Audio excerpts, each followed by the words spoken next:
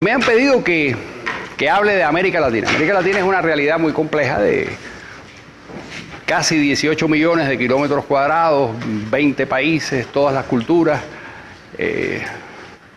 prácticamente todos los matices que uno se puede imaginar, todas las combinaciones raciales, étnicas, varias lenguas, muchas lenguas, incluimos las lenguas indígenas o las lenguas precolombinas, de manera que es una tarea imposible. Salvo que nos planteemos una especie de visión muy general de qué es lo que nos unifica, qué es lo que tenemos en común y por qué vale la pena hacer ese ejercicio. Y les cuento lo siguiente: cuando yo era estudiante, en la época de la prehistoria, yo estudiaba historia y estudiaba literatura, que fueron las dos disciplinas en las que más o menos eliminé ciertas zonas de ignorancia. Y siempre me preguntaba, cuando estudiaba historia de Cuba, preguntaba,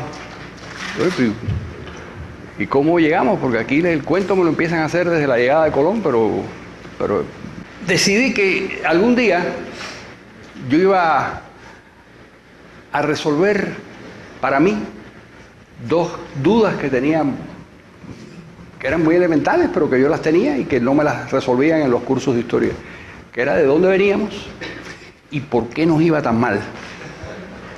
¿Por qué América Latina era la región menos desarrollada y más desesperanzada de Occidente? Pasaron los años y encontré el tiempo, y uno de los lugares en donde encontré ese tiempo y esa oportunidad fue precisamente esta universidad, que pude dar una serie de charlas que me sirvieron para articular luego en dos libros, en esta universidad y en otras universidades de América Latina y de los Estados Unidos, articular dos libros que de alguna manera recogen toda esta visión de dónde venimos y por qué nos ha ido tan mal. El de dónde venimos se llama América Latina y la cultura occidental, y por qué nos ha ido tan mal se llama Las raíces torcidas de América Latina. Quedé muy satisfecho, me di las respuestas, probablemente no sé si equivocadas o no, pero las respuestas que a mí me convenían se convirtieron en libros. Algunos de esos libros se utilizan en esta universidad. ¿Qué ventaja o de qué sirve saber de dónde venimos? Bueno, hay un problema que tienen todos los seres humanos racionales con un mínimo de inteligencia, que es identificar los rasgos de la identidad que uno tiene. Esa identidad puede ser conflictiva si nos la planteamos de una cierta manera, como se la plantean en América Latina mucha gente, o puede ser muy reconfortante, como yo creo que es lo que debe suceder en América Latina, si entendemos de dónde venimos. Y también podremos corregir los problemas que tenemos en cuanto a desarrollo en todos los campos, no solo en el campo del desarrollo económico, sino en el científico, tecnológico. Es decir, vivimos en una cultura que es una cultura absolutamente subsidiaria. Recibimos la ciencia, la técnica, la manera de hacer las cosas de otras culturas mucho más creativas que la nuestra, y eso se refleja pues en el carácter, digamos, casi secundario de un espacio cultural que no debería serlo, porque son 450 millones de personas, porque tenemos universidades hace 500 años. Yo me he buscado unos líos horribles por decir estas cosas tan desagradables en algunos sitios.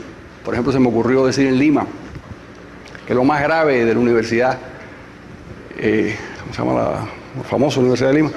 De San Marcos, era que tenía casi 500 años y no había parido una idea inteligente en todo ese periodo.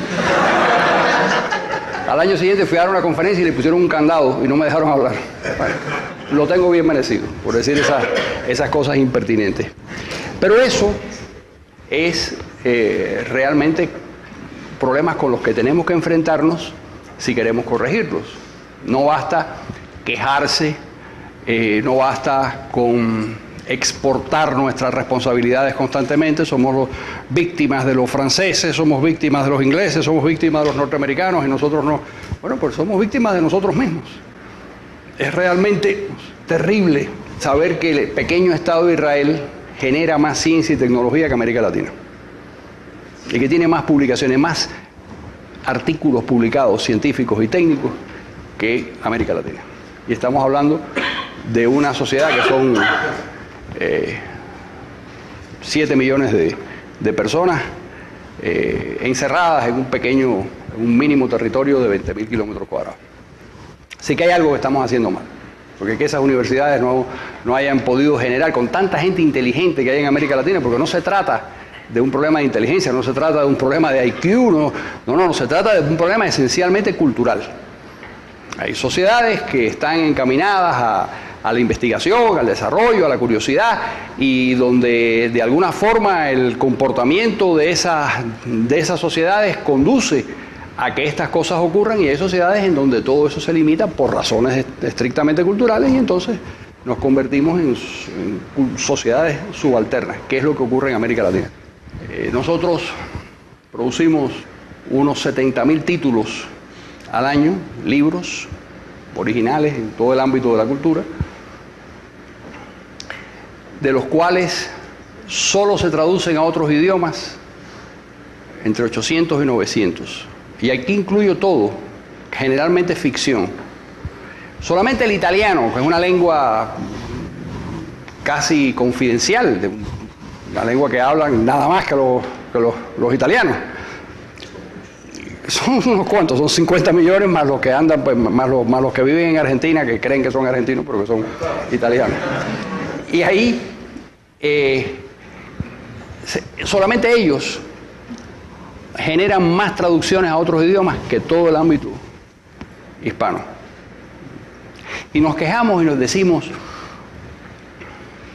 el mundo no quiere saber de América Latina. No, el problema no es que el mundo no quiera saber, el problema es que ¿qué usted hace para que el mundo quiera saber de América Latina?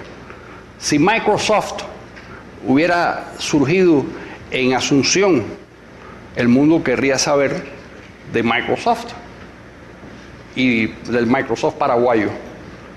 Pero resulta que ocurrió en otro lugar del planeta. ¿Y por qué ocurrió en otro lugar del planeta? Por razones culturales, esencialmente por razones culturales. Bueno, hecha este preámbulo tan triste, nos vamos a esas raíces que yo creo que es lo que debe, de alguna manera, empezar a conformar nuestra mejor identidad. Y nos va a vacunar contra tentaciones nocivas, que son las tentaciones nacionalistas y particularistas. La idea de que nuestro pequeño terruño resulta que es lo más importante y que además debe congregarnos contra el otro, que es una de las razones básicas del nacionalismo, que es uno de los grandes y gravísimos problemas de nuestra especie. Y nos creemos que somos chilenos o argentinos o cubanos o venezolanos, y sí, efectivamente somos eso, pero todo eso son nada más que matices de algo mucho más importante que empezó a cocinarse hace miles de años en una zona del mundo, en la vieja Mesopotamia, que en un momento dado cuajó en lo que es el corazón de nuestra civilización y sigue siendo el corazón de nuestra civilización, que es el mundo grecolatino. Nosotros seguimos viendo la realidad a través de los ojos de los griegos, seguimos teniendo instituciones que derivan de las instituciones grecorromanas, seguimos comunicando nuestras ideas en una lengua indoeuropea que en un momento dado se convirtió en el latín y del latín pasó a ser el español. Y en general los creyentes le rezan en este espacio nuestro a un Dios interpretado, surgido de la tradición judeocristiana, y todo lo que es esencial para el diseño fundamental de nuestras vidas viene de ahí. El matiz colombiano, el matiz chileno o peruano, lo que fuere, es relativamente muy poco importante. ¿Cómo construimos nosotros nuestras casas y nuestras ciudades? Que es de una extraordinaria importancia, porque no es nada más y nada menos que el hábitat donde nosotros pasemos nuestras vidas. Bueno, lo hacemos desde los preceptos que en un momento dado un médico griego llamado Hipócrates, en uno de sus tantos libros, uno de los libros que sobrevivieron a su paso por la vida, prescribió cómo deberían ser las ciudades para conseguir que las personas sobrevivieran, que fueran más saludables, que los seres humanos pudieran vivir un poco mejor. Hizo una descripción ideal de cómo debería ser esa ciudad, que era contrapuesta a la realidad de los griegos, que eran unas ciudades muy sucias, donde no había condiciones de higiene. Y aquel médico importante, el gran médico de la antigüedad, pues tenía una idea muy diferente de cómo debían construirse esas ciudades. Y tiempo después, otro personaje muy importante, Vitruvio, que era un arquitecto de la época de Cristo, aproximadamente del siglo I antes de Cristo, esto a caballo entre el siglo de aquellos años, escribió los 10 libros de la edificación. No eran 10 libros, los libros eran, en esa época, eran por rollos, lo que serían capítulos. O se les llamaban libros a los rollos. Para los que, perdonen que me interrumpa yo mismo, pero eso forma parte de la conversación. Para los que hoy en día discutimos y nos apasionamos con la historia de la sustitución de los libros y del papel por la electrónica, ese debate duró 300 años cuando se sustituyeron los rollos por los libros. Estuvieron 300 años discutiendo. Y después se volvió a dar cuando en el siglo XV desaparecieron los copistas con gran resistencia por parte de la Iglesia, porque era una de las fuentes de ingreso que tenía la Iglesia, era precisamente las copias de los libros, generalmente los libros sagrados, y de pronto desaparece porque hay un tipo que se le ocurre inventar la imprenta.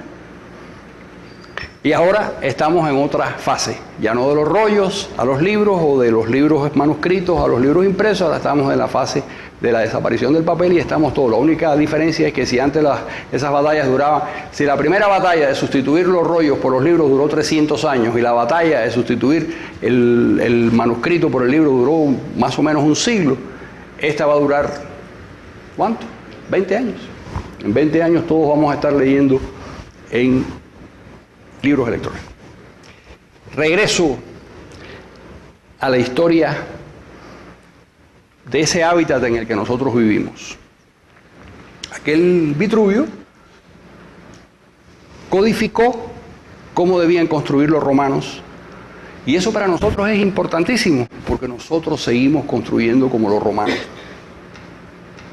con modificaciones, con introducciones, por supuesto, de cuestiones técnicas, pero la casa romana, la villa romana, se reprodujo en América Latina con aquellos, si nosotros nos metemos en las haciendas y vemos esas casas en las haciendas latinoamericanas, ¿qué cosa era? Esas eran las villas romanas.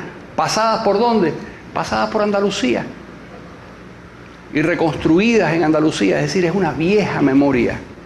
Y empezamos a sentirnos un poquito mejor cuando nos vemos dentro de una película muy antigua, que no empieza con Colón, que no empieza ni siquiera con España. España es la continuación de esa viejísima historia, es un eslabón más en el que nosotros, o del que nosotros participamos.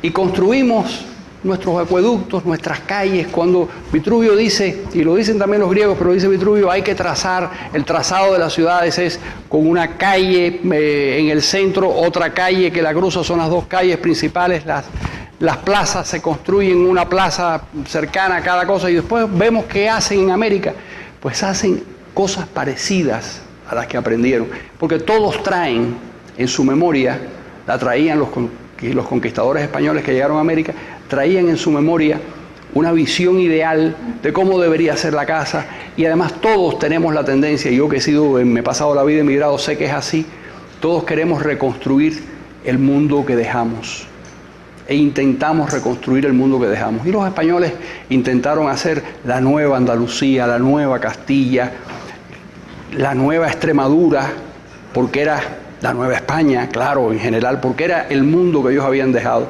y querían reconstruirlo. Eso no hay que realmente argumentarlo mucho, basta pasear por cualquier ciudad latinoamericana y nos vamos a encontrar las catedrales barrocas con algún detalle gótico, nos vamos a encontrar de pronto unos edificios militares que son muy parecidos a los que hay en Cartagena de Indias o a los que nosotros encontramos en San Juan de Puerto Rico, o que encontramos pero los encontramos también en Europa y los encontramos en Italia. ¿Por qué? Porque son unos arquitectos italianos que están edificando unas construcciones militares para enfrentarse a un problema tecnológico muy importante, que era el desarrollo de la artillería.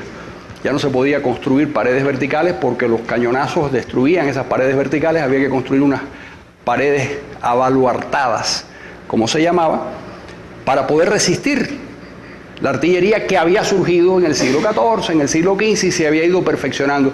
Entonces, como España tenía que defender su imperio, empezó a sembrarla de ciertas construcciones militares que se parecen en todas partes y que van conformando un aire de familia, que es el que nosotros vemos en las ciudades. Un aire de familia que está en las grandes construcciones, en las catedrales, en los puentes y hasta en las casuchas. Ese panorama de casitas destruidas con techo de latón que nosotros encontramos en toda América, ¿qué cosa es?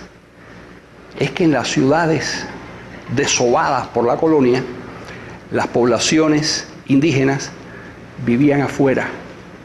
Y como vivían afuera, construían de una manera realmente muy poco valiosa, porque eran los grupos de menores recursos. Y arrastramos ese problema y las villas miserias nos acompañan desde entonces y no sabemos exactamente cuál es el origen, pero realmente el origen también tiene que ver con el modo de colonización y con el modo de segregación que nos trajo la colonia. Y nos vamos a otro elemento esencial, que todo el mundo tiene uno, así que no es tan importante, que es el idioma. Salvo los sordomudos de nacimiento, pues el resto de la gente tiene un idioma. Incluso los sordomudos de nacimiento piensan. O sea que tampoco, ni siquiera hace falta el idioma para pensar. Que eso es realmente un hallazgo interesantísimo de la neurofisiología. Resulta que no pensamos con palabras, contrario a lo que la mayor parte de la gente cree. No se sabe muy bien con qué pensamos, pero no pensamos con palabras. Y la prueba es esa que acabo de decir. Pero independientemente de este detalle, que es una disputa en el terreno de la neurofisiología, lo cierto es que nosotros hablamos español. ¿Por qué hablamos español? ¿Por qué nos comunicamos por la casualidad? La casualidad es que España tenía un pleito con Cartago. Cartago era una sociedad fenicia en el norte de África, que era su gran enemigo, y habían tenido una de las guerras púnicas, y tenía que pagarle un tributo a Roma. No tenía recursos para pagarle a Roma esos tributos y decidió tomarlos de la remota península ibérica, que no estaba en los planes de conquista de España, porque estaba demasiado lejos, porque estaban los Pirineos en el medio y porque las legiones romanas no tenían interés en apoderarse de ese sitio. Pero ahí funcionó la geopolítica. Cuando Cartago se apodera del sur de esa península ibérica, los romanos lo ven como un riesgo para su autoridad en toda la zona y despachan. Además, establecen un pacto. Si ustedes pasan de Sagunto, hay guerra, casus belli. Y Cartago pasa de Sagunto. Y los romanos, serios, disciplinados, implacables, lanzan sus legiones. Y con las legiones llegó a ese mundo lo que luego es nuestro idioma. Es decir, llegó el latín de los legionarios. Los legionarios, poco a poco, lentamente, fueron colonizando el territorio del oeste al este, del sur al norte, y se fueron apoderando y fueron latinizando aquella región. ¿Por qué no todos hablan el español de la misma manera? Porque las lenguas se aprenden sobre un sustrato previo. Los que hablaban en la península ibérica se hablaban 20 lenguas distintas, 30 lenguas distintas, dependiendo de cuál de los pueblos celtibéricos ocupara aquella región, y aprendían ese latín, el latín que aprendieran, lo aprendían desde su sustrato, desde su propia lengua, con los matices de su propia lengua. Al mismo tiempo, dependía de cómo fueran esas legiones romanas, de qué parte venían de la península itálica o de qué parte venían de cualquiera de las colonias que ofrecía, o de las regiones que ofrecían sus legiones a los latinos. Y eso fue perfilando que el latín se hablara de distintas maneras en las distintas regiones de España, y cuando esa lengua, como todas las lenguas, que es una lengua en dispersión, en fragmentación, todas las lenguas tienden a dispersarse, a fragmentarse. Forma parte de la naturaleza del idioma. Cuando se produjo esa ruptura, siglo VI, siglo VII, siglo VIII, empezó a producirse las primeras pruebas escritas que tenemos son del siglo IX, surgió un español que ya se hablaba, empezó a expresarse, y empezó a expresarse en cosas que luego se convirtieron en el catalán, en el gallego, en cualquiera de las modalidades, el asturiano, que en un momento dado, el bable famoso, que fue hasta una lengua dentro de la península. Y a nosotros, en América Latina, nos tocó, digo nosotros, mis familiares llegaron de España, pues, por una parte en el siglo XIX, por otra en el segundo viaje de Colón, o sea que tengo cierta autoridad para hablar de los que llegaron a principios del siglo XVI, llegaron a República Dominicana. ¿Qué hablaban? Bueno, hablaban un español de una cierta región de España que empezó a matizarse, entre otras razones, porque los marinos estaban 6 meses en Sevilla, generalmente antes de tomar los barcos para la conquista, y ahí iban incorporando ciertos modismos andaluces, pero la mayor parte también eran andaluces. Así que nuestra lengua, en el caso caribeño, pues sería básicamente andaluza, canaria, se parece mucho al canario, y en el resto de América Latina pues tendría más o menos esa modalidad. ¿Cómo hablaban los castellanos en el siglo XVI? Pues hablaban, podemos saberlo, a pesar de que no existían grabadoras, porque tenemos un registro maravilloso para saberlo, que son los judíos sefarditas, que fueron expulsados de España exactamente en 1492, cuando se produce el descubrimiento, y se llevaron de España el español de 1492. Y cuando nosotros contrastamos y además lo conservaron, que es una cosa realmente apasionante, cuando uno llega a Estambul y pasea y de pronto te hablan en el español, tú lo has oído, Enrique, en el español y lo que te están hablando es el ladino, el lenguaje de los judíos, con las evoluciones normales de unos cuantos siglos, pero bastante congelado, como ocurre con las lenguas que no tienen demasiada contaminación con el exterior porque vivían muy aislados en guetos. Cuando contrastamos como hablamos nosotros en América a como hablan los castellanos, vemos que si existiera tal cosa como la pureza del lenguaje, que no existe, y además gracias a Dios no existe, nuestro castellano sería más puro que el de los españoles. El sonido Z, por ejemplo, es un sonido posterior, esa Z que nosotros no podemos, o esa G española que a mí se me traba aquí, como no puedo, me da una cosa. Eso es posterior, es un sonido posterior a la colonización, sonido del siglo XVII, del siglo XVIII, que se queda en el español peninsular. Pero esa es la lengua nuestra, una lengua ¿Y qué hacemos nosotros con esa lengua? Hacemos lo mismo que hacen el resto de los europeos. Escribimos romances, escribimos grandes épicas para contar la historia de la colonia, escribimos novelas en las que escribimos poesía, escribimos teatro, utilizamos el teatro. ¿Para qué usamos el teatro? Bueno, lo usamos primero como un elemento de brainwashing. Fue la primera función del teatro, de nuestro teatro europeo. Adoctrinar a los indígenas. Porque como no dominábamos las lenguas de ellos, la gesticulación, el simbolismo de las obras de teatro podía servirnos. Si ustedes recorren esta universidad extraordinaria y ven, ¿cómo es que se llama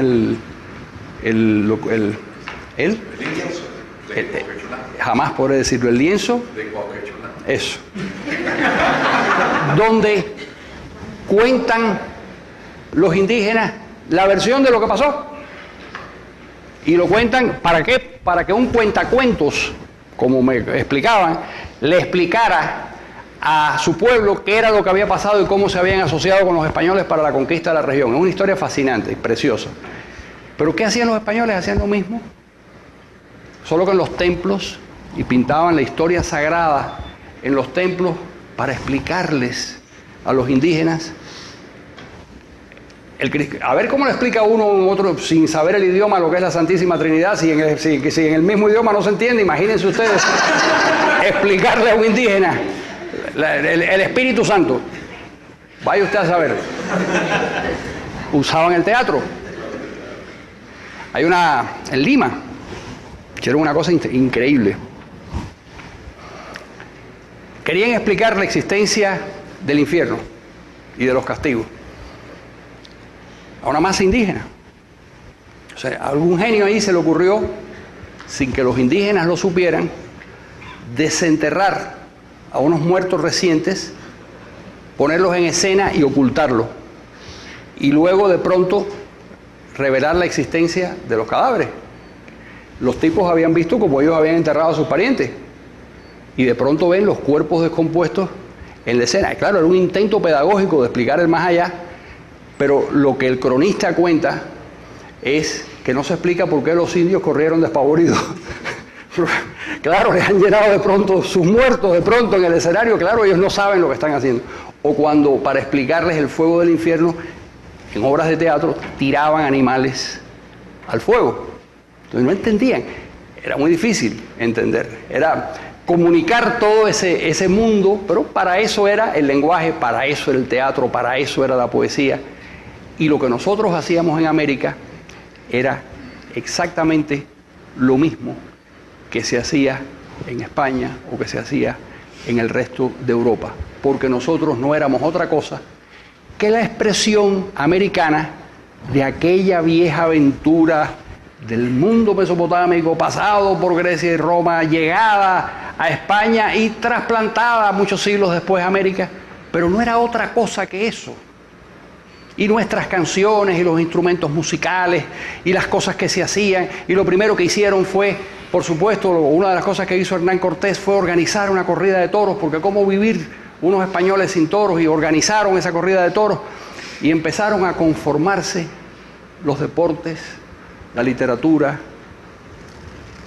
la construcción, la visión del mundo, nuestra visión del bien y del mal, nuestro ojo estético. Nosotros seguimos viendo con el ojo grecolatino, seguimos juzgando una obra con aquellos cánones surgidos en aquel rincón del mundo. Y eso, lejos de alguna manera empequeñecernos, debe satisfacernos. Es algo muy positivo que ocurra. Saber que nosotros somos parte de la aventura cultural más importante que ha conocido la especie. ¿Qué es esta aventura cultural a lo que llamamos Occidente? Que además es un término extraordinario porque es un término que se ha ido desplazando. Occidente ya no tiene nada que ver con la piel blanca o con los ojos azules o con la tez. Occidente es un concepto ya muchísimo más amplio. Y nos encontramos a los japoneses como corazón de Occidente, a los chinos como corazón de Occidente. Es decir, es una idea que se va desplazando, un modo de hacer las cosas, un modo de comprender la realidad que se va moviendo y que se va desplazando de un corazón cultural a otro. Y si pudo ser en un momento dado el mundo grecolatino el centro de ese corazón, a partir del siglo VIII, siglo VII, siglo VIII, se desplazó al norte de Europa. Entraron holandeses y alemanes e ingleses en el juego, se desplazó a Inglaterra en un momento dado, que es una variante de ese universo, y finalmente cruzó el Atlántico y luego cruzó el Pacífico. ¿De qué nos sirve saber eso? Que si nosotros hacemos bien las cosas durante un periodo prolongado, no hay nada que impida, no hay absolutamente ningún elemento que impida que algún día América Latina, si hace las cosas bien durante un periodo prolongado, se convierta en el cerebro y en el corazón de Occidente. Porque si uno lee las crónicas del siglo XIX, donde describen a los chinos en los Estados Unidos, hablan de esa raza inferior, que es mejor que no entren en los Estados Unidos porque su nivel de inteligencia es mucho más bajo que el de los seres humanos, los chinos. Y ahora no hay manera de entrar en una facultad de ciencias en los Estados Unidos porque las 100 primeras plazas están ocupadas por asiáticos. Quiere decir que todas esas percepciones son siempre falsas. No hay límite si hacemos nosotros las cosas bien.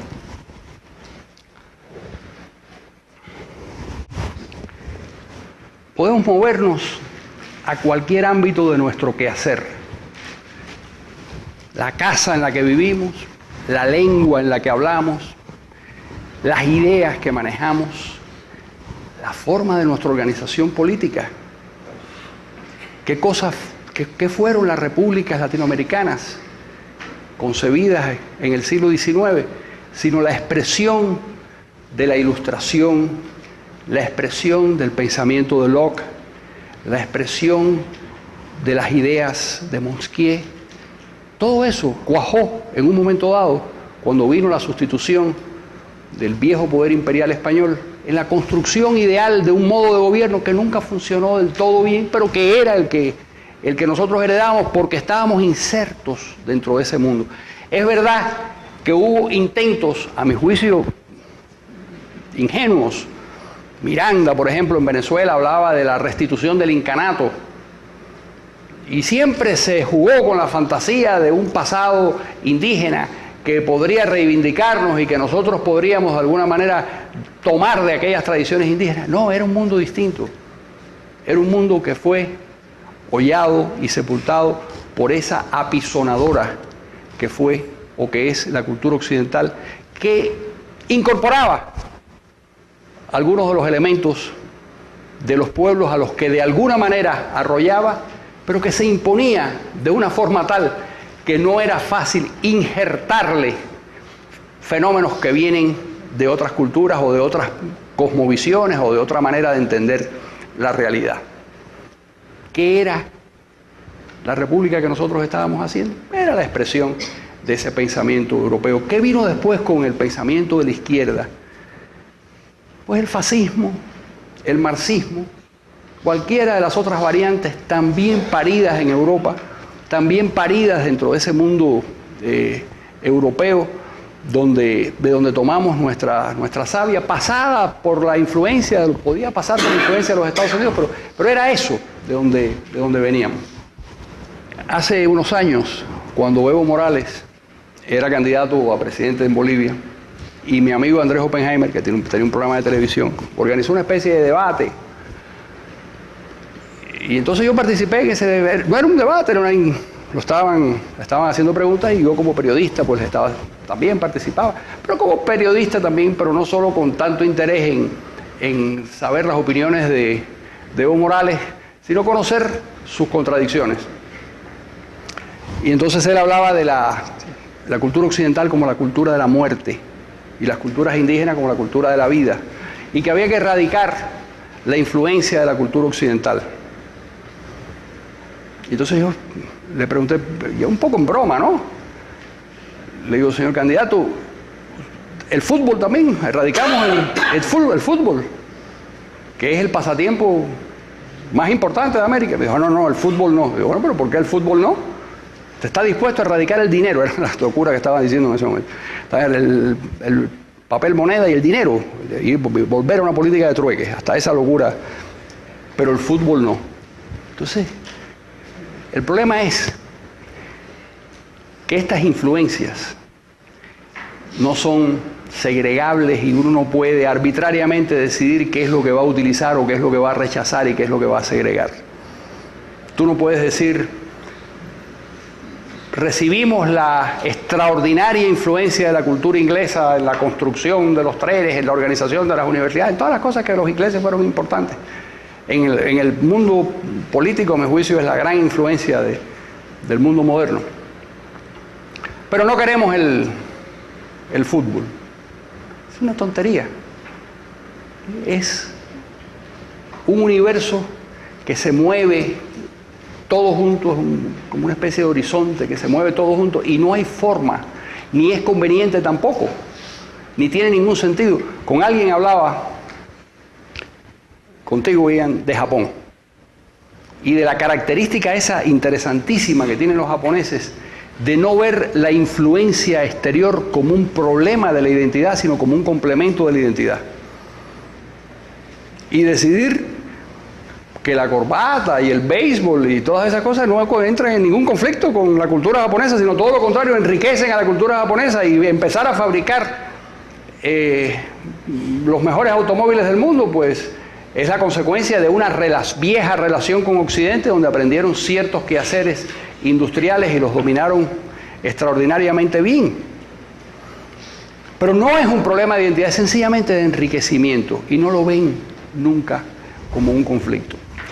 ¿Para qué nos sirve toda esta reflexión? Para reconciliarnos con el mundo al que realmente nosotros pertenecemos.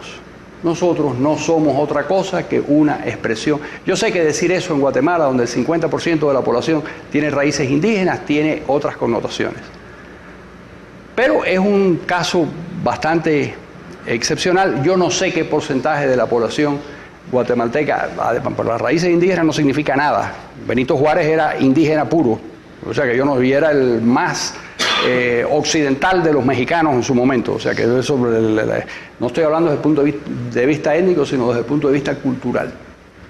No sé qué porcentaje vive en su mundo casi precolombino cerrado, pero de todas maneras, por ahí no es por donde discurre la civilización planetaria.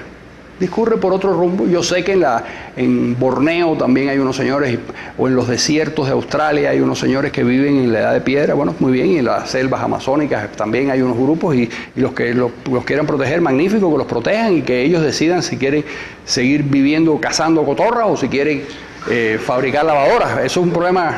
Yo no está en mi mano solucionar una cosa como esa, y además de eso creo que no hay ninguna solución sencilla. Lo que sí sé es que el 90% del planeta vive dentro de la corriente generada por el mundo occidental y dentro de esos patrones de comportamiento, y que además es muy positivo porque las cosas positivas que han traído son mucho más importantes y mejores que las negativas que también han traído.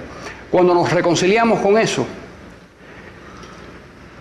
lo primero que hacemos es dejar de exportar responsabilidades y hacernos responsables de nuestros propios actos.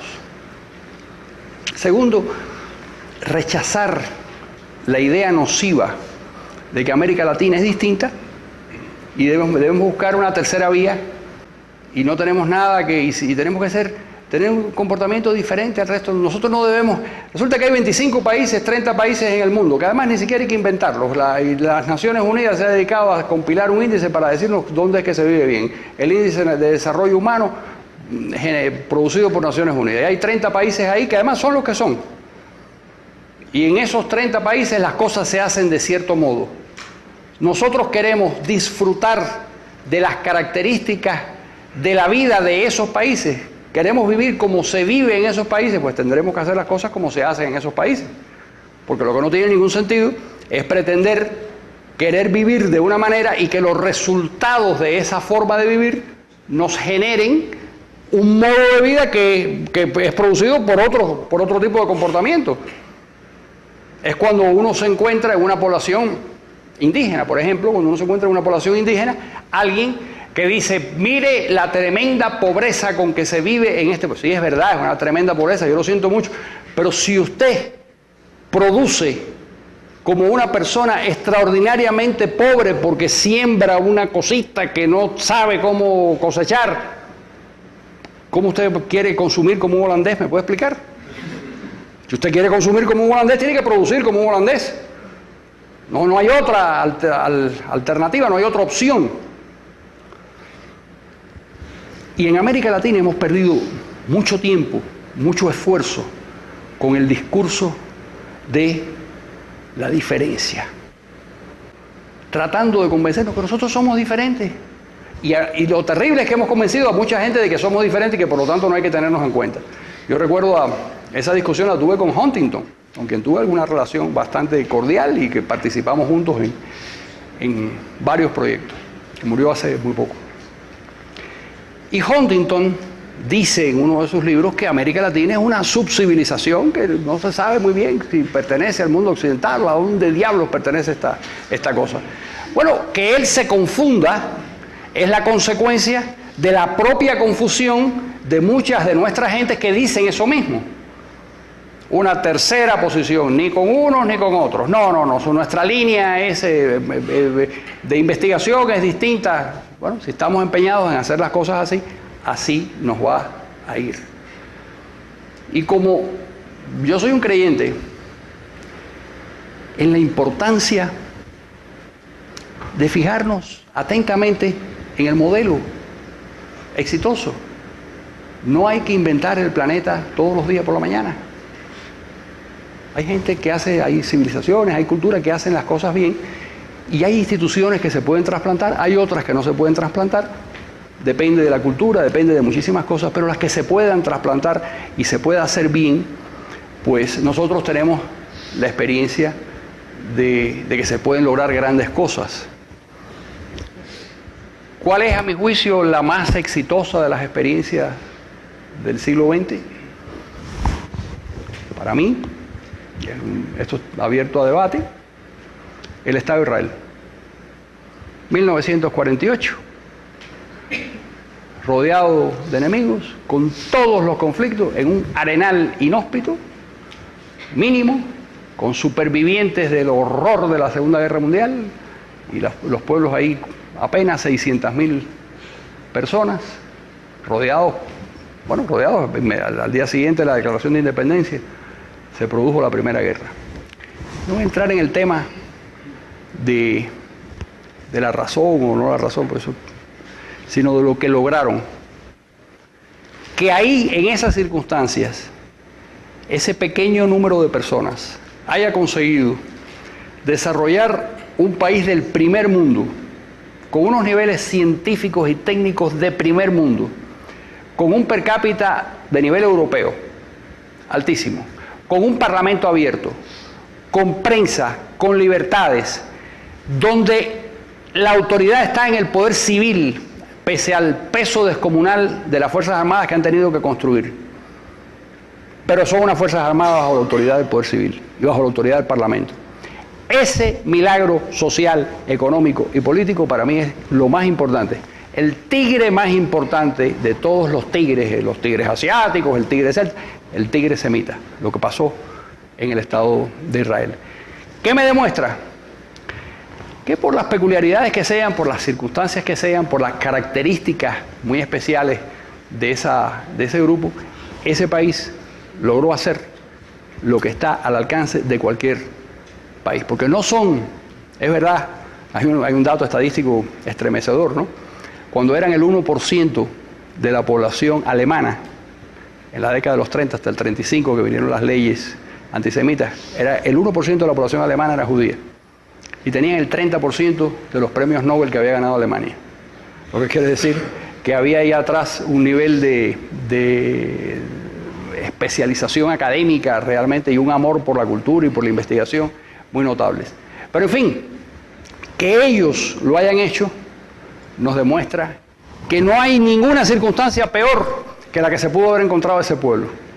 Y sin embargo lo lograron. Nosotros, con las ventajas supuestamente comparativas que tenemos, pudiéramos hacer grandes cosas.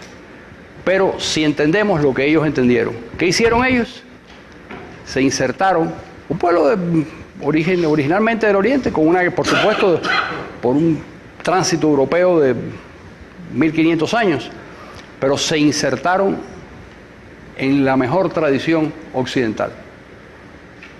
El parlamentarismo, el constitucionalismo, las libertades civiles, el respeto por los derechos humanos, en medio de todos los conflictos y con todos los defectos que pudiera tener. No se dedicaron a inventar un modo diferente de relacionar a la sociedad con el Estado. Se dedicaron, quizás porque no les quedó otro remedio, pero se dedicaron a hacer lo que otros pueblos exitosos habían hecho y lo lograron sin la menor duda. Así que vamos a dedicar lo que nos queda a conversar, nos queda tiempo, ¿no? Hay un artículo que dice que la educación debe ser descolonizadora, revolucionaria y para ponerle ya la cereza a la estupidez, tiene la frase y con calidez. Calidez, además, un adjetivo de...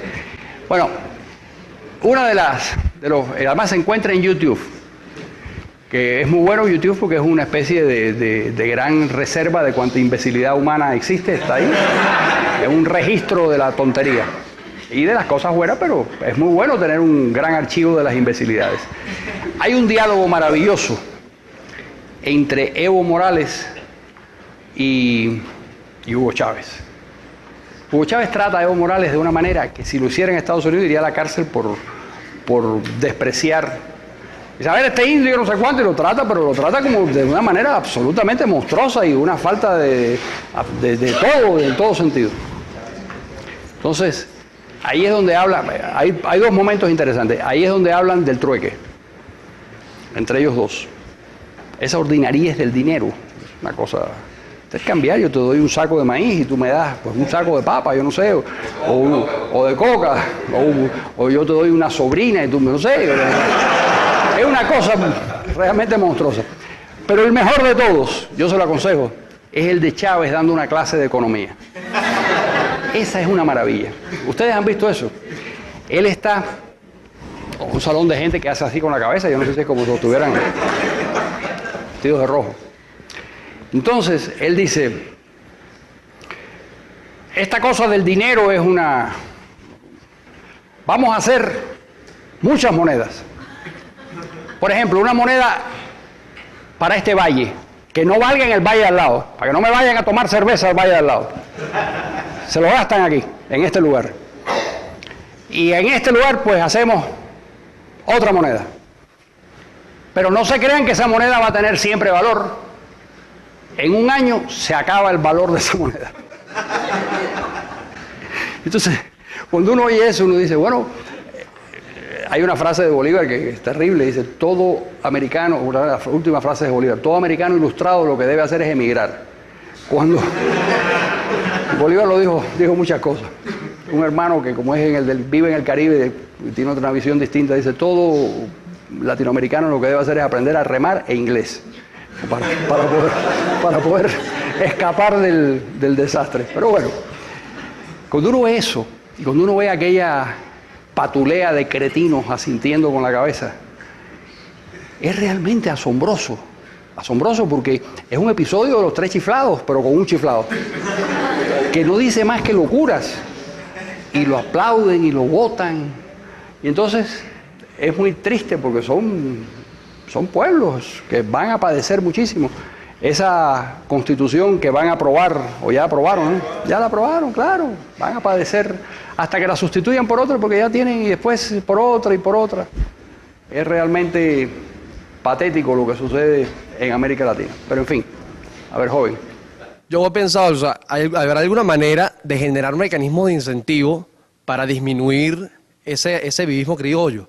Para que los agentes económicos y los agentes gubernamentales se comporten de mejor manera. O sea, eso es un debate que... Bueno, yo participé precisamente el seminario más interesante que he participado en mi vida fue en Tufts University sobre ese tema, donde un grupo de gente de distintas partes del mundo fueron a contar cómo había sido la experiencia positiva de sus países, cómo hicieron la transformación. A mí me tocó hablar, yo vivo hace 1000 años en España, me tocó hablar de la experiencia española. Y cuando me senté a escribir el trabajo, yo iba con la idea preconcebida de que había habido un cambio en los valores de los españoles y que ese cambio se había reflejado en un cambio en el comportamiento de las élites. Pero cuando repasé, cuando rebobiné, ya no se rebobina porque todo es, hoy en día la técnica es de otra manera, pero cuando rebobiné la información y me di cuenta de lo que yo había vivido en la transición española, me di cuenta que eso no fue verdad, fue al revés, fue la élite la que hizo el cambio, fue un cambio de arriba hacia abajo, y con gran vergüenza porque era una reunión de culturalistas, gente que cree que la cultura tiene, yo también creo en eso. Pero hice mi cuento de lo que yo había visto en España. No podía hacer un cuento diferente al que yo había visto en España. Y me encontré que todo el mundo hizo el mismo cuento. Los singapurenses, los turcos, Hong Kong, todos los irlandeses, todo el que vivió una experiencia transformadora en su país, hacía el cuento de la misma manera. En un momento dado, un grupo de la cúpula política y dirigente y social y económica decidió que había que cambiar las cosas. Y dentro de la carpintería política del país lograron, desde la cúpula, lograron empezar a modificar el comportamiento. Y al final, lo que sucedió fue que cuando ese comportamiento se convirtió en un comportamiento exitoso, la sociedad transformó esa experiencia en valores positivos. Y empezaron a ser demócratas y a creer en el mercado y a creer en la libertad económica, porque las cosas habían funcionado muy bien durante un periodo relativamente corto. ¿Por qué no funcionan en América Latina? Yo les recomiendo a todos un ensayo, que lo pueden encontrar, como todo en esta vida, por Google, de Douglass North, el gran economista, historiador de la economía e historiador de las instituciones. Un ensayo donde él habla de las diferencias entre esos 25 países de que hablaba yo hace un momento y el resto del planeta. Y lo definía muy bien. Hablaba de que en Estados Unidos, a partir de finales del siglo XVIII, por razones que no podemos explicarnos, o que sí podemos explicarnos en la tradición británica, o por lo que fuere, empezó a constituirse lo que él llama una sociedad de acceso abierto. Una sociedad en la que las personas participan en una competencia que en general es bastante justa, porque todos en aquel momento eran los blancos propietarios, pero en aquel momento esos eran todos. Después vinieron las mujeres, y después los negros, toda la historia. Pero se fue ampliando el círculo de participación, y ese círculo de participación se fue ampliando porque la sociedad estaba guiada esencialmente por reglas justas, en donde lo más importante era que todos tuvieran las mismas oportunidades y donde el valor más importante era el mérito personal. Ahora, ¿qué pasa en el resto de la sociedad? ¿Y qué había pasado hasta ese momento en la historia del mundo? Que eran, y es el juego que hace él dentro del ensayo, sociedades de acceso limitado, que son nuestras sociedades en América Latina, y que es casi el 90% de las sociedades que hay en el mundo. ¿Qué cosa es una sociedad de acceso limitado? Es una sociedad donde la clase dirigente y los grupos de poder económicos se ponen de acuerdo, le cierran los caminos a la competencia, erradican cualquier vestigio realmente de meritocracia y se reparten las rentas. Y a todos les conviene, a ese grupo dirigente les conviene que las cosas funcionen así, no les conviene cambiarlas. Porque si abren el juego, pues puede pasar lo que pasa en las sociedades de acceso abierto, que es que hay una destrucción de las empresas como consecuencia del mercado, la aparición de nuevos factores económicos que no existían antes y que desplazan a otros factores porque el mercado tiene, y esa es una vieja frase, no hay nada más, contrario a lo que piensan los tontos, no hay nada más revolucionario que el mercado. Esa sí es la revolución. La guillotina y todas esas cosas son episodios sangrientos que no tienen nada que ver con el cambio fundamental. El cambio fundamental se da en una sociedad de acceso abierto donde la gente compita y en donde no haya limitaciones al talento y donde el mérito sea lo que esté a la orden del día. Si nosotros somos capaces de cambiar, ¿qué pasó en esas sociedades que empezaron a funcionar de otra manera? En esas 25 sociedades que, siguiendo el modelo norteamericano, de alguna manera, hubo una serie de sociedades, los holandeses, los belgas, los franceses, que poco a poco se fueron convirtiendo en sociedades de acceso abierto.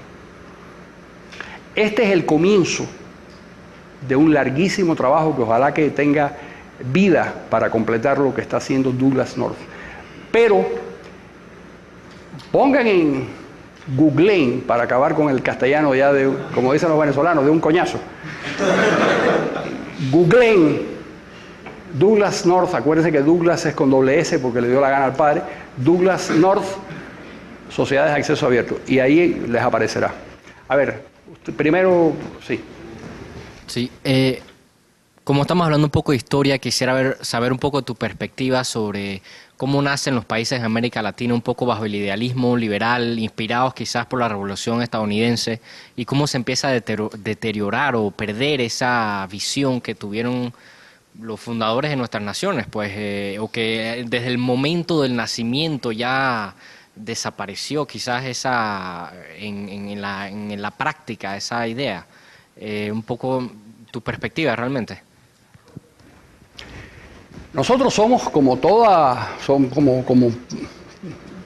parte del mundo europeo, somos hijos de la Ilustración, que es un movimiento estremecedor que afecta a España y que cambia las relaciones de poder y que liquida las monarquías absolutistas y las sustituye por otras formas de gobierno. ¿Por qué funciona en Estados Unidos y no funciona en otros sitios?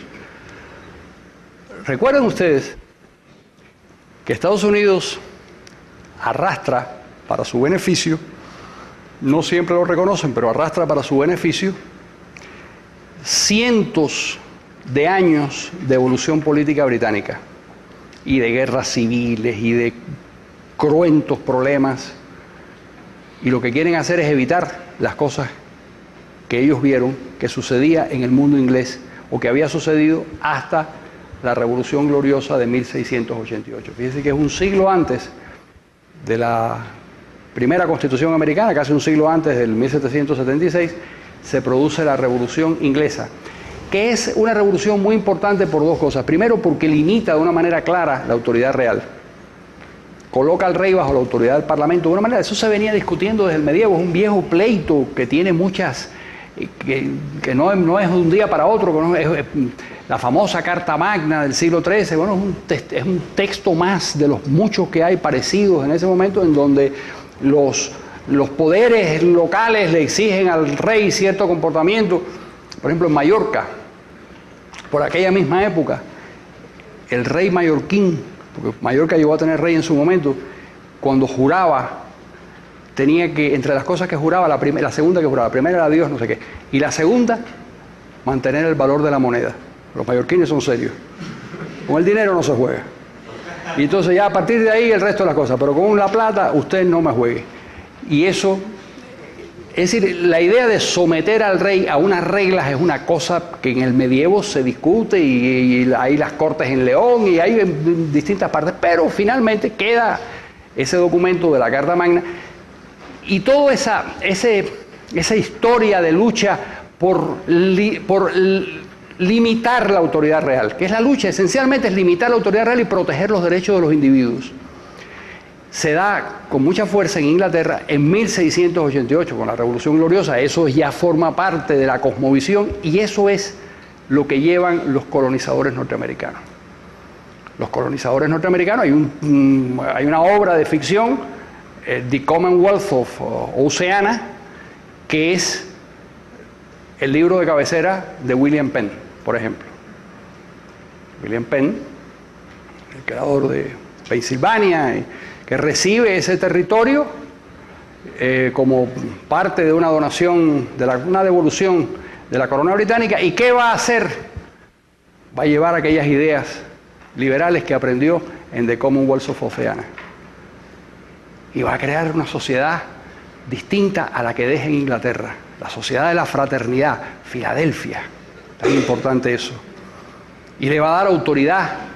Entonces empiezan a hacer cosas que venían, y todo eso estalla en 1776. ¿Y qué es lo que tenemos en 1776? No es un grupo de revolucionarios norteamericanos contrarios a la tradición. No, es un grupo de liberales ingleses trasplantados a América que hacen la revolución contra la autoridad arbitraria de los británicos, que les habían impuesto, que le habían hecho unos agravios en el tema fiscal a los americanos. Nosotros en América habíamos tenido episodios parecidísimos. 1719, 1728, con la rebelión de los vegueros en La Habana, fue lo mismo. Los comuneros del Paraguay, los comuneros en Colombia. Son rebeliones contra la autoridad injusta de la corona española. Ahora, no heredábamos, porque no tuvimos una influencia de la idea. Hubo ilustración en España, claro que hubo ilustración en España, pero mucho más débil, muchísimo más débil de lo que fue en Gran Bretaña. Y cuando llegamos a las repúblicas, el mapa se balcaniza o se divide más o menos por donde estaban las audiencias, que fue un tipo de gobierno creado por España en el siglo XVIII para poder controlar mejor las distintas audiencias en América, y por ahí más o menos es la geografía de cada una de las repúblicas americanas. Pero no tenemos tradición de autogobierno. Recuerden ustedes que lo primero que hacen los colonizadores en el mundo norteamericano es darse unas leyes. Lo que hacen antes de desembarcar en el Mayflower es redactar una constitución. No como la de nuestro amigo Evo Morales, una constitución mucho más seria, si se ponen de acuerdo en cómo van a ser las reglas por las que se van a conducir. Porque tienen un nivel de autogobierno muy grande. Entonces tienen la tradición del pensamiento liberal, tienen el peso de la ilustración y tienen 100 años de autogobierno cuando comienza la República Americana. Nosotros no tenemos nada de eso. Porque el tipo de colonización española, no es que los españoles hicieran cosas terribles, los españoles hicieron en América lo mismo que hacían en España. Y no fueron más crueles en América que en España fueron terribles. En las guerras entre España y Portugal, una de las gracias de los soldados castellanos era devolver a todo soldado preso, devolverlo castrado. Hombre, pues no era una manera muy elegante de tratar a los prisioneros, ¿no? En las guerras con Portugal fue así. O sea que era parte de la forma en que España se conducía, y se conducía dentro de sus fronteras, y esas formas de gobierno las trasplantó a América. No podía ser otra, no podía conducirse en América de una manera diferente a como se conducía en la propia España. Y por eso nosotros empezamos a fracasar desde el principio. Washington, por ejemplo, siempre tuvo claro, Washington era la figura más importante de la colonia, y se hizo durante la guerra la figura más importante, pero siempre tuvo muy claro que se colocaba bajo la autoridad civil. Y cuando alguna vez tuvo la tentación de la insubordinación, primó la idea de que la autoridad civil era la que debía. Eso nuestro mundo no funcionaba. Hay algo muy importante que tiene que ver ya con la cultura, que es cómo nos relacionamos nosotros con la ley. En esos 25 países de acceso abierto, o 30, la mayor parte de la gente no tiene duda de que violar la ley es algo terrible y que hay que colocarse bajo la autoridad de la ley. Y eso, no hacerlo, descalifica inmediatamente a la persona. Cuando un político en los Estados Unidos, los políticos americanos son tan bandidos como los de cualquier otro lugar, o son como cualquier ser humano. Pero cuando es descubierto y cuando se le confronta, tiene que salir del juego, va a la cárcel, se acabó. Y nadie pone en duda que la ley es lo que prima las relaciones entre las personas. Y la ley al final muchas veces es una ley dudosa, pero viene el corolario de esa actitud, que es que lo que interpretan los tribunales es lo que hay que respetar. Lo vimos con una claridad absoluta en las elecciones del 2000. Estados Unidos estaba fragmentado en dos mitades, republicanos, demócratas, no se sabía el conteo. Finalmente los republicanos ganaron por 638 votos en el estado de la Florida. Y eso decidió las elecciones. Y parecía que el país se caía en pedazos. Se reunió el Tribunal Supremo y por un voto decidió que, como dicen ellos, that's it, se acabó la vaina. El presidente del señor Bush. Todo el mundo dejaba muy bien. Ahí se acabó la cosa, se acabó la discusión, todo el mundo para su casa, se acabó. Una cosa es la ley tiene una formalidad, nosotros estamos subordinados al imperio de la ley y aceptamos esa formalidad, por lo tanto, esa es la ley de esta sociedad. Ahora, las sociedades que funcionan así tienen un desempeño distinto. ¿Qué pasa en el mundo nuestro? ¿Cómo se mide en nuestro mundo latinoamericano la importancia social? Por la capacidad de ponerse por encima de la ley. El tipo que hace lo que no pueden hacer los demás, el que tiene mayores influencias, el que logra ciertas cosas que no logran los demás. Bueno, pues así nos va. Sí, ¿no cree que tiene mucho que ver la tradición jurídica anglosajona y la tradición jurídica de los países como nosotros, ¿verdad? Porque tal vez, pienso que a grandes rasgos, ¿verdad? Por supuesto se ha desvirtuado ese principio de la tradición jurídica anglosajona, pero muchas veces, estos fallos de los jueces responden a necesidades de la opinión pública sociales, no son tanto, reglas específicas de conducta que son emanadas de un órgano político, como por ejemplo en Guatemala el Congreso, ¿verdad? Entonces, nosotros tal vez en los países latinoamericanos nos gusta ponernos encima de la ley porque esa ley puede tener, los pases de ley formales que establece la Constitución, pero en realidad es ilegítima porque son leyes que en realidad violan nuestras necesidades, nuestras libertades, son leyes que nosotros por lo mismo, por ese sentimiento cultural, considero yo, porque no viene emanado de la costumbre, de las reglas de conducta que de verdad son aplicables a la sociedad latinoamericana. Por eso es de que tenemos ese, tal vez, incentivo y también por la falta de certeza del castigo a violarlas. Todo eso interviene. No hay castigo, pero no hay castigo tampoco moral, que es lo que a mí me preocupa más en América Latina. En América Latina, y todos los hemos visto en nuestros países, con bastante frecuencia reeligen a políticos que sabemos que son unos sinvergüenzas. Y no importa. Con lo cual, el problema va más allá de los mecanismos, es un problema cultural el problema también tiene que ver con cómo tú percibes al Estado.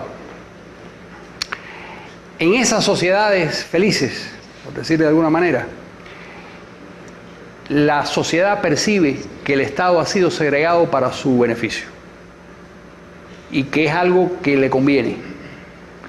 Si un coronel en Holanda intenta sacar un tanque a la calle y darle 2 cañonazos a la reina, el pueblo holandés sale a las calles a destriparlo, porque es su constitución y es su monarquía. ¿Cómo a este miserable se le ocurre violar mi ley y mis instituciones? ¿Qué pasa en nuestros pueblos? 65% de los venezolanos aplaudieron a Hugo Chávez cuando intentó dar el golpe en 1992. Exactamente la misma proporción que pasó en Perú cuando Fujimori dio un autogolpe y disolvió las instituciones democráticas que estaban además dispuestas a apoyarlo. 65% de los peruanos. ¿Por qué? ¿Son suicidas los latinoamericanos? No. ¿Perdón? ¿Dices tú? Hasta más. Fue horrible, horrible. Sí, él no se acuerda, pero yo me acuerdo la llamada angustiosa de Enrique Gersi cuando pasó aquello. Y yo me acuerdo del sufrimiento que yo sentí, porque aquello era, no solo era innecesario, pero era Ahora, ¿qué había pasado? No es que los latinoamericanos estén locos, ni sean suicidas. Es que tú defiendes aquello que tú crees que te beneficia y que está hecho y que se comporta de acuerdo con las normas y con las reglas. Si tú le dices a ese, si eliminas el factor político y le dices a ese mismo tipo que apoyó a Chávez o que apoyó a Fujimori, y le dice, oiga, va a entrar un señor en su casa, le va a dar una patada en la puerta y le va a decir cómo usted tiene que tratar a su familia y a sus hijos. ¿Usted qué hace? No, lo mata. Un cuchillo y lo mata. Ahora, ¿por qué? Porque es un mundo real que le pertenece. El Estado latinoamericano, desgraciadamente, no es percibido así. Y por eso nos dedicamos a dinamitarlo. Él se dedica a saquearnos y a mortificarnos. Y nosotros a incumplir las reglas y a... Entonces es realmente terrible. ¿Cuándo se rompe esta relación perversa? Cuando el Estado se convierta en una institución o varias instituciones de servidores públicos. Y tú sabes en tu casa que los jueces están para juzgar honradamente, que la policía está para detener a los maleantes. Esa información que dio el otro día el presidente Calderón de México, que más de la mitad de la policía en México significan cientos de miles de personas en un país de más de 100 millones de habitantes, y significa algo muy grave, porque los policías no son unos tipos que los traen del planeta Marte, son una especie de expresión de lo que es el conjunto de la sociedad. Si más de la mitad de la policía está dispuesta a cometer delitos y a ponerse de acuerdo con los narcotraficantes y con los delincuentes, estamos en presencia de un gravísimo problema de la sociedad mexicana, no de la policía, de la sociedad mexicana. Y eso lo vemos probablemente en la mitad de los países latinoamericanos.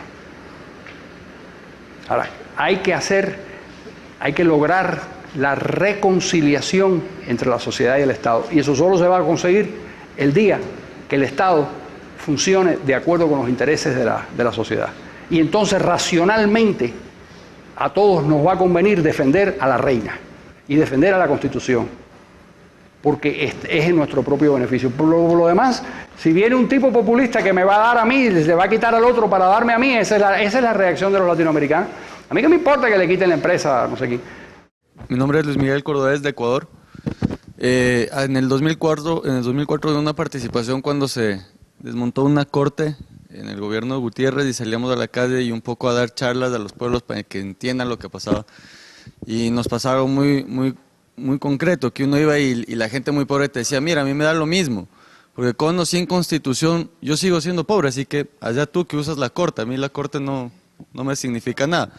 Eso como punto uno. Otro punto que quería también relacionar es el Ecuador, donde tenemos ahora un presidente con un 70% de aprobación, el cual es muy fanático suyo, que lo ha mencionado varias cadenas. Además injustamente, porque se ha metido conmigo a veces injustamente. Que no. Sí. Incluso me escribió una carta, que es una cosa insólita. No, y en 3 cadenas fue ese tema central además. Entonces, es un hombre que todos los ecuatorianos han pedido, un hombre mandón, carácter fuerte, que se hagan las cosas, y viene de una cultura que, si uno ve a Estados Unidos, hablan de los Founding Fathers o de una estructura. Nosotros hablamos de un héroe, de un Bolívar, de un Eloy Alfaro en el caso de Ecuador, que nos viene a salvar el mundo, no importa cómo. Y este hombre mantiene esa popularidad por un simple hecho de una esperanza de cambio. Sea bueno, sea malo, está cambiando, ¿no? Es lo que piensa un poco las bases. Entonces, hay 2 cosas que es muy complicado hacer en Latinoamérica. 1, cómo hacer entender al pueblo que la ley sí se la debe respetar. Y 2, que los equipos de trabajo son sobre todo más importantes que el caudillismo. Entonces, esa concepción no la entienden. No, tienes razón, y además es muy difícil porque es un debate abstracto. Y ese ciudadano que dice, yo no acudo a los tribunales, no confío en la policía, o sea, ¿qué yo espero de un gobernante que me dé algo? Eso realmente es una tragedia.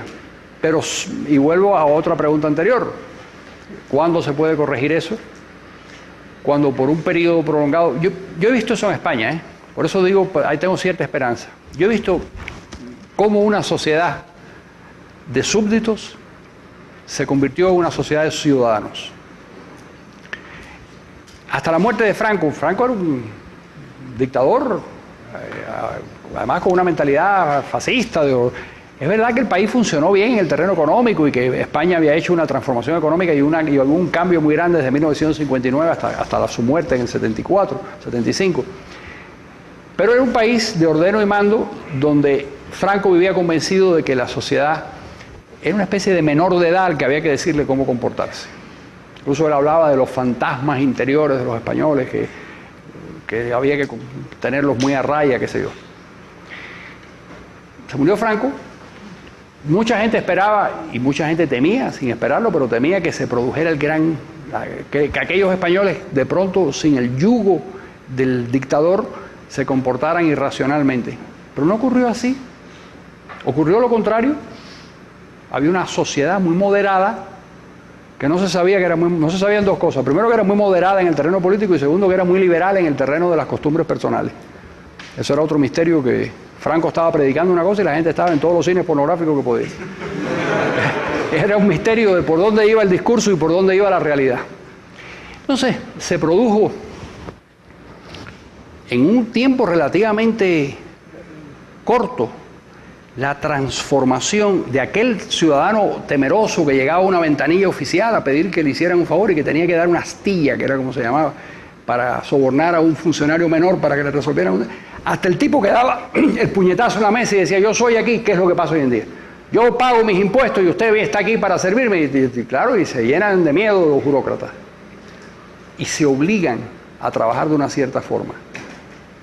Y el ciudadano se convirtió en el corazón del Estado y en la relación o de la sociedad y en el eje central de la relación entre la sociedad y el Estado. Es decir, eso pasó en España. Yo lo vi cómo ocurrió ese fenómeno. Y pudiera suceder. Yo tengo la esperanza de que hay un país en ese camino que es Chile, pero después me dicen otros amigos que no es así. Yo no sé si es así o no es así, tú sabrás. Yo no lo sé, yo quisiera creer que es así, que es un país que va en ese camino, porque nos hace muchísima falta tener un gran éxito latinoamericano que sirva como modelo, si es que la gente quiere seguir modelo, porque siempre viene el otro argumento, ¿no? No, hombre, no, eso lo hacen los taiwaneses porque son taiwaneses, o lo hacen los irlandeses porque son los irlandeses, o los israelitas porque entonces todo el mundo lo hace porque es otra cosa distinta. Hombre, claro, todo el mundo es distinto. Bueno, vamos a ver cuando lo haga un chileno si van a decir: hombre, ¿por qué es un chileno? No hay nada más parecido a un chileno que un argentino. No quiero desatar la guerra civil aquí ahora. A ver. Todos los éxitos, digamos, que uno puede ver en digamos, estos países que han pasado de ser países de súbditos, como usted dice, a países de ciudadanos, han pasado como por momentos traumáticos. Digamos, en España estuvo la dictadura de Franco, en Chile, Pinochet. Yo he observado que, por lo menos en mi país, que tenemos como una tradición de pacífica, entre comillas, digamos, que tanto nos gusta jactarnos, tal vez un poco injustificadamente, como que la gente ya no valora la libertad, o sea, ya como que la da por sentado y no sabe lo que es. Entonces mi pregunta, si usted cree que necesitan, o sea, los países para dar ese salto, digamos, como tal vez ha hecho Chile o como hizo España, tiene que haber como un shock, o sea, un momento de sufrimiento, digamos, donde la gente pierda todo para que realmente valore la libertad y sus derechos. Mira, ¿sabes por qué? ¿Por qué jugar con eso es muy peligroso? Porque en América ha habido, qué sé yo, 80 dictaduras terribles. Y solo una, que es la chilena, ha tenido una evolución muy buena hacia la democracia y mantuvieron las libertades económicas. Entonces jugar con eso, porque es posible que después de un dictador venga otro y venga otro y venga otro, es decir, no hay ninguna garantía de que el sufrimiento trae sufrimiento. La idea de que el sufrimiento nos va a hacer mejor o mejores, pues yo no sé, a mí el sufrimiento es lo que me hace sufrir, ya después lo que va a pasar, yo no sé, a lo mejor viene más sufrimiento. Y luego yo me acojo, y vuelvo al ejemplo, me acojo a Israel. Allí no hizo falta. Incluso, además, pasó una cosa muy interesante. Partieron de supuestos socialistas. En los años 30 y 20, 30, 40, cuando se empieza a llenar de judíos esa zona que empiezan a inmigrar y a llegar para crear el hogar judío. Los presupuestos teóricos eran socialistas porque era la mentalidad de la época. Socialistas democráticos, pero socialistas y muchos marxistas. Y crearon instituciones económicas que eran verdaderas colmenas colectivistas. Pero ¿qué pasó? Que como había instituciones democráticas capaces de evolucionar, fueron evolucionando hacia la propiedad privada, hacia la democracia, fueron tomando otras decisiones y fue cambiando la mentalidad. Cosa que no es tampoco única en el mundo, lo vimos en Gran Bretaña. La Inglaterra después de la Segunda Guerra Mundial es una Inglaterra socialista. Es la Inglaterra que rechaza a Churchill y que elige a Attlee para que haga un gobierno socialista y socializan el transporte dentro de la democracia. Los ingleses no iban a jugar con eso y de las libertades, pero convierten al Estado en una cosa muy poderosa, y cuando eso empieza a fallar y empieza de alguna manera a no funcionar, evoluciona dentro de las instituciones hasta que se produce la restitución a la sociedad de todas aquellas propiedades que habían sido confiscadas por el Estado. Es decir, no es verdad que haga falta una dictadura para cambiar las cosas. Lo que hace falta es que las instituciones funcionen. En tu país ha habido ciertos cambios. El país que aprobó el Tratado de Libre Comercio a trancas y barrancas en este gobierno no lo pudo hacer en el gobierno de Miguel Ángel. Y no pudo, los uruguayos que hicieron ciertas reformas no lo pudieron hacer con Luis Alberto, y si no lo hicieron con el gobierno posterior.